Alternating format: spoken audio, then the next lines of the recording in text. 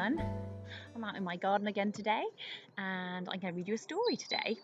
I've chosen a book called Do You Know Pippi Longstocking? And it's actually an extract taken from a much longer book called Pippi Longstocking, which some of you might have heard of.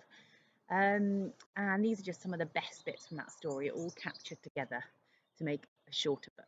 So I really hope you like it. It's about a very funny and unusual and quite cool girl called Pippi. Here are Tommy and Annika, two nice, well-mannered little children.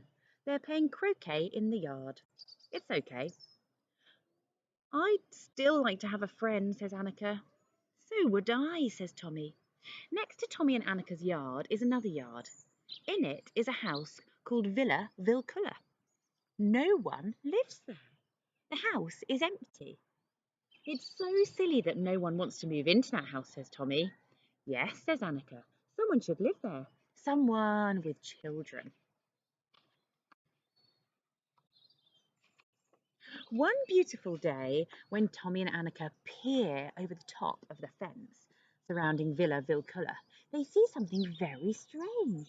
A little girl is walking across the yard carrying a big horse. Tommy and Annika can't believe their eyes because a little girl can't lift a horse, but this girl can.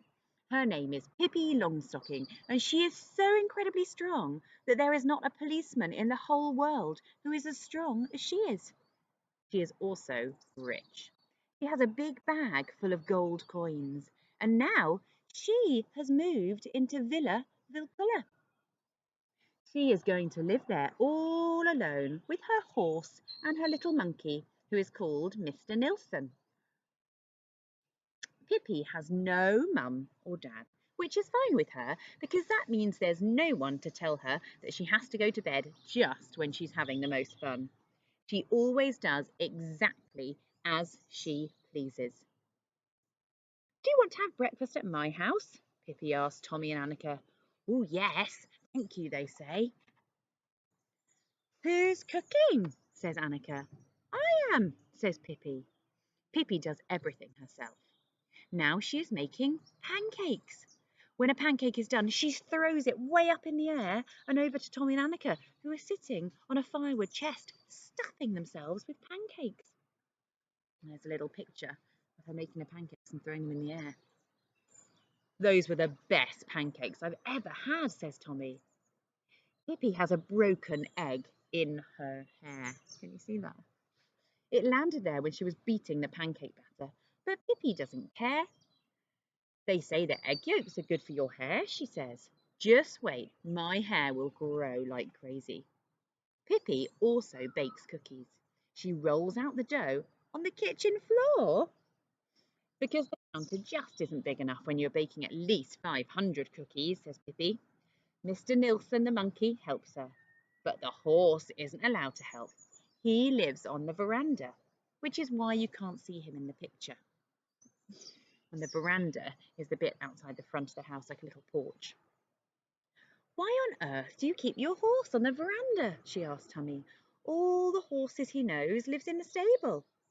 Well, said Pippi, in the kitchen. He'd just be in the way, and he doesn't feel very comfortable in the living room.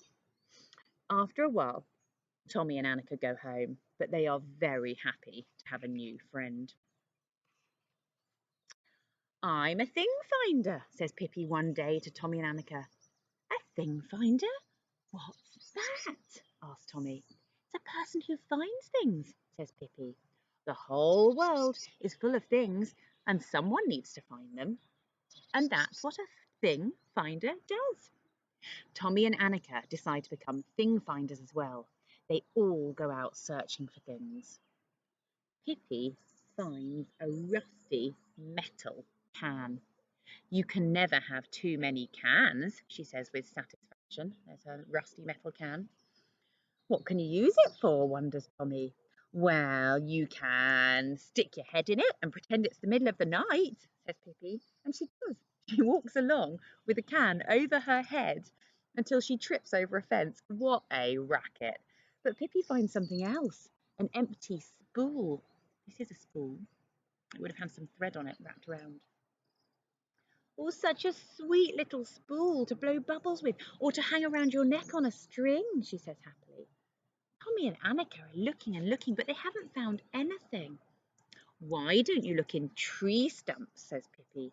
Tree stumps are among the best places for thing finders. And guess what?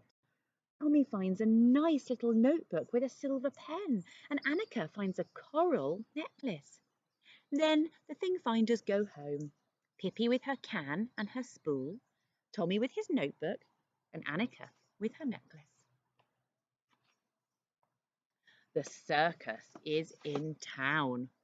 Pippi buys tickets for herself and Tommy and Annika with one of her many gold coins. Pippi has never been to the circus. She doesn't really know how it works. She wants to perform too, because Pippi can do anything. The circus director gets mad. The girl who is supposed to walk on the high wire gets mad too. But the people at the circus shout, "Go, Pippi!" A pretty little circus girl comes riding in on a horse. She can stand up on her horse, but so can Pippi. She jumps on the horse's back and stands behind the circus girl. The circus girl tries to push her off. She doesn't know how strong Pippi is. "Why should you be the only one having fun?" says Pippi to the circus girl. "I've paid too." "Go, Pippi!" screamed Tommy and Annika and all the people at the circus. Pippi knows even more tricks. The strongest man in the world is next. Big Anton is his name. The circus director promises a reward to the person who can wrestle Big Anton to the floor. "I can," says Pippi to Tommy and Annika. "Even you can't do that," says Annika.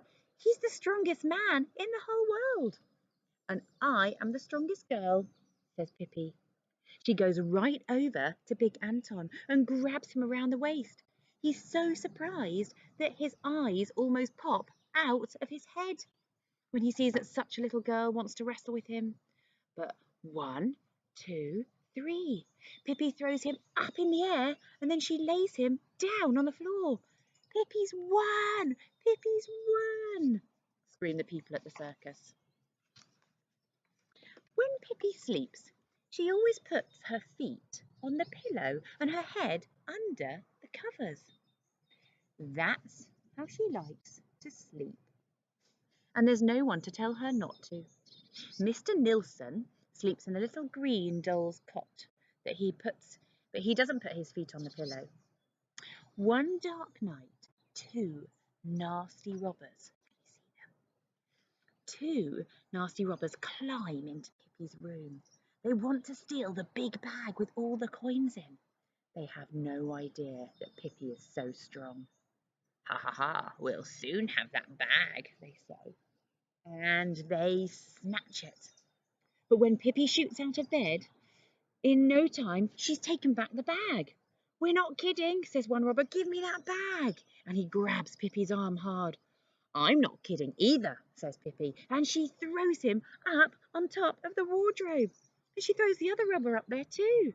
Both robbers are so scared they start to cry. Pippi feels sorry for them, and she gives them 1 gold coin each to go and buy food. Because Pippi is nice. Someone who is very strong has to be very nice also. Soon it will be Pippi's birthday. And of course, she's going to have a birthday party. She writes a letter to Tommy and Annika, inviting them to the party. She doesn't write very well because she hasn't gone to school like other children, but she does do her best. Then she sneaks over and puts the letter in Tommy and Annika's mailbox. Tommy and Annika are so happy when they find their letter. They cannot wait to go to Pippi's party. They put on their nicest clothes and they brush their hair. And of course, they buy a present for Pippi. They buy her a music box and they wrap it up. They both hold the package when they go to Villa Vilkula. When Pippi opens her present, she's so excited that she jumps up and down. She plays the music box for a long time. It has a pretty tune. Pippi has set the kitchen table. She serves Tommy and Annika hot chocolate with whipped cream on top, and lots of cookies and lots of cake. She baked everything herself. Mr. Nilsson is sitting on the table. Pippi's horse has also been invited to the party. Oh, I've never been to a party with a horse before, says Annika, and gives the horse a lump of sugar. Me neither, says Tommy. This is the best party I've ever been to. When Pippi has her hot chocolate, she puts her cup upside down on her head like a hat. But it isn't completely empty. A little hot chocolate starts to dribble down her face. So she thinks it's a party hat. Afterwards, they play a game called Don't Touch the Floor. You play it by climbing around the kitchen without ever touching the floor. They jump from the sink to the stove, and from the stove to the firewood chest, and then they crawl along the shelf to the table, and then up onto the cupboard in the corner, and from the cupboard to the horse, and from the horse back to the sink. It's a good thing the horse is there, just so they can climb on him too. Pippi has a desk with many tiny drawers. There are more magical things in that desk than in a whole toy store. There are small doll's dishes and trumpets, birds' eggs and unusual snail shells, knives with mother of pearl handles and necklaces.